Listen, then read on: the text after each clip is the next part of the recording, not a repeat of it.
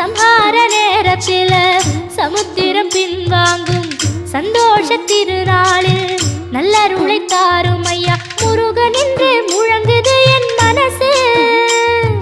கடலை போல உன் கருணை பெருசு.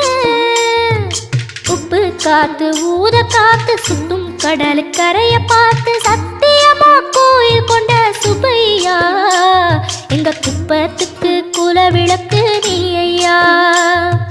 திருச்செந்தூர் ஆண்டவனே வேல் முருகா தினம் உனக்கு நன்றி சொல்வோம் மால் மருகா. திருவடியில் தவம் இருப்போம் திருமுருகா. தீர்ப்பெழுதி